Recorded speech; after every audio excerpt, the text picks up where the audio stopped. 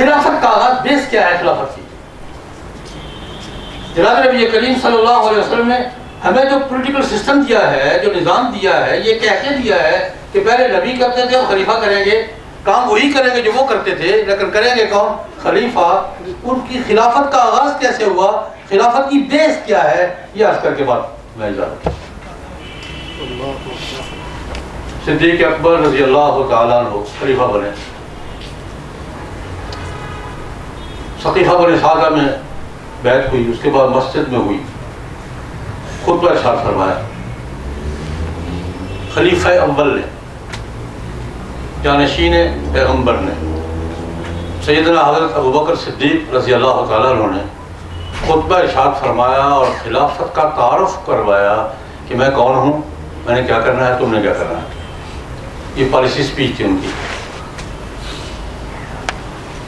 پہلا جملہ فرمایا امرت علیکم ولست بخیرکم، میں تم پر حکمران بنا دیا گیا ہوں۔ کیا بنا دیا گیا ہوں؟ لوگوں نے بنا دیا۔ میں تم میں سے بہتر نہیں ہوں، یہ کثرت نفسی تھی، ان سے بہتر تھا کون؟ تم کثرت نفسی تھی نا۔ لست بخیرکم امرت علیکم، مجھے تم پر حکمران بنا دیا گیا، تم میں سے بہتر نہیں ہوں، یہ ان کی کثرت نفسی کا جملہ تھا۔ اس وقت ان سے بہتر تھا کون؟ اقودکم بکتاب اللہ،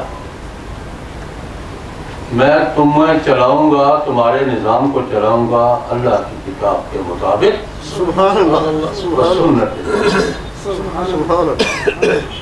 میں حکومت کس کے مطابق کروں گا؟ کتاب اللہ۔ اقودکم بکتاب اللہ و سنت نبی، میں تمہیں چلاؤں گا، تمہارا نظام قائم کروں گا، حکومت کروں گا کس کے مطابق؟ کتاب و سنت کے مطابق۔ ریاست کی بیس کیا ہے؟ حکومت کی بیس کیا ہے؟ کتاب و سنت۔ خلافت کی بنیاد کیا ہے؟ کتاب و سنت۔ رسول اللہ صلی اللہ علیہ وسلم کی قائم کردہ حکومت کی اور حضور کی قائم کردہ ریاست کی بنیاد کیا ہے؟ کتاب و سنت۔ اگلی بات، صدیق اکبر نے فرمایا اگر میں کتاب اللہ اور سنت رسول کے مطابق چلوں تو میری اطاعت تم پر فرض ہے، اور اگر میں کتاب اور سنت کے ہٹنے لگوں تو میری اطاعت تم پر فرض نہیں ہے۔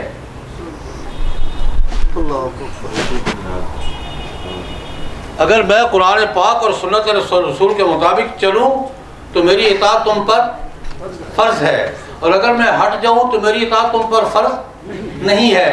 گویا حکومت کا اور رعایت کا تعلق کیا ہے؟ حکومت کا اور رعیت کا تعلق کیا ہے؟ حاکم اور رعایا کا تعلق کیا ہے؟ کتاب و سنت۔ تیسرا جملہ، اب دیکھو میں تمہیں گارنٹی دیتا ہوں، وعدہ کرتا ہوں کہ میں کتاب و سنت کے مطابق چلوں گا، اگر چلوں تو میری اطاعت تم پہ واجب ہے، لیکن اگر ٹیڑھا ہو جاؤں پھر اللہ اکبر، اللہ اکبر۔ ان استقمت فاعینونی وان نزغت فقومونی، اگر میں سیدھا سیدھا چلوں تو میری اطاعت کرنا، میرے ساتھ تعاون کرنا، اور اگر ٹیڑھا چلنے لگوں تو کیا کرنا؟ اللہ اکبر۔ مجھے خطرے کر دینا؟ نہیں، بڑا زبردست جملہ فرمایا، یہ نہیں کہا مجھے بتا دینا، فرمایا مجھے سیدھا کر دینا، یہ نہیں کہا مجھے اطلاع کر دینا، چپکے سے اگر کان میں بتا دینا کہ غلطی کر رہے ہیں آپ۔ شان ابو بکر صدیق، یہ نہیں فرمایا، یہ نہیں کہا مجھے خط لکھ دینا، ایس ایم ایس کر دینا مجھے، غلطی کر رہا نہیں، فقومونی، مجھے پکڑ کے سیدھا کر دینا۔ میں اس کو تعبیر کیا کرتا ہوں عوام کا حق احتساب ہے۔ صدیق اکبر اسلام کے سیاسی نظام میں پہلی سپیچ میں اعلان کر رہے ہیں عوام کا حق احتساب ہے، تو قرآن اگر ہٹنے لگے تو پکڑ کے سیدھا کر دے۔ ہر زمانے میں سیدھا کرنے کا اپنا طریقہ ہوتا ہے، آج کے اپنے طریقے زمانے کا طریقہ جھلک اور دکھا کے بات۔ صدیق اکبر رضی اللہ عنہ نے یہ فرمایا کہ اگر سیدھا چلوں تو میرا ساتھ دو، اور ٹیڑھا چلنے لگو تو کیا کرو؟ سیدھا کر دو۔ حضرت عمر رضی اللہ عنہ کا اپنے مزاج کے بزرگ تھے، حضرت صدیق اکبر کا اپنا مزاج تھا، حضرت عمر کا اپنا مزاج تھا. مزاج کا فرق تو ہوتا ہے نا، اللہ اور تھا یا نہیں تھا؟ زبردست تھا. پہلے خطبے میں حضرت عمر نے بھی یہی باتیں کی، 2 اضافے کیے صرف. حضرت صدیق اکبر نے کہا تھا کہ میں تم سے وعدہ کرتا ہوں، گارنٹی دیتا ہوں، کتاب اللہ کے مطابق چلوں گا اور سنت رسول کے مطابق چلوں گا. انہوں نے ایک جملہ اضافہ کر دیا. حضرت عمر نے اپنے پہلے خطبے میں خلیفہ بنتے ہی اپنی پالیسی پہ ایک جملے کا اضافہ کر دیا. میں قرآن و سنت قرآن کے مطابق چلوں گا، سنت کے مطابق چلوں گا اور اپنے پیش رو کے فیصلوں کا احترام کروں گا. سبحان اللہ سبحان اللہ سبحان اللہ. اپنے پیش رو کے فیصلوں کا احترام کرو. اس کا سیاسی ترجمہ کروں، ماضی کے تسلسل کو قائم رکھوں گا. اللہ ماضی کے تسلسل کو قائم رکھوں گا. اگلی بات فرمائی، اگر میں سیدھا چلوں تو میرا ساتھ دو گے، اور اگر ٹیڑھا چلنے لگوں تو پھر کیا کرو گے؟ اللہ اکبر. انہوں نے حضرت صدیق اکبر نے تو فرمایا تھا مجھے سیدھا کر دینا، انہوں نے یہ نہیں فرمایا میں کیا کرو گے؟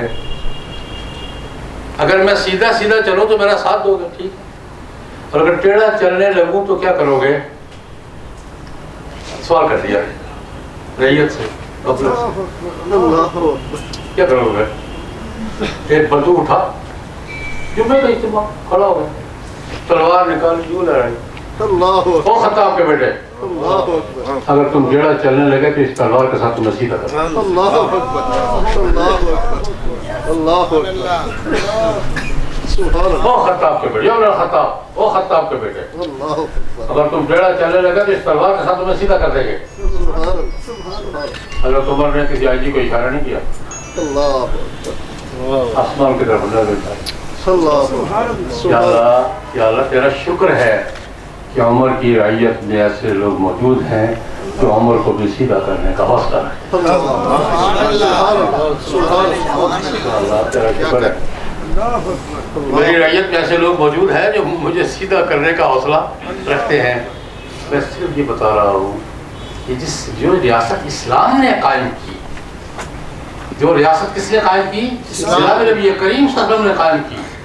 جس حکومت کا ڈھانچہ نبی کریم صلی اللہ علیہ وسلم نے دیا، اس کا کوئی بنیادی ڈھانچہ تھا یا نہیں تھا؟ کوئی بنیادی ڈھانچہ ہے یا نہیں ہے؟ کیا ہے؟ قرآن و سنت. اس کی نظریاتی بنیاد ہے یا نہیں ہے؟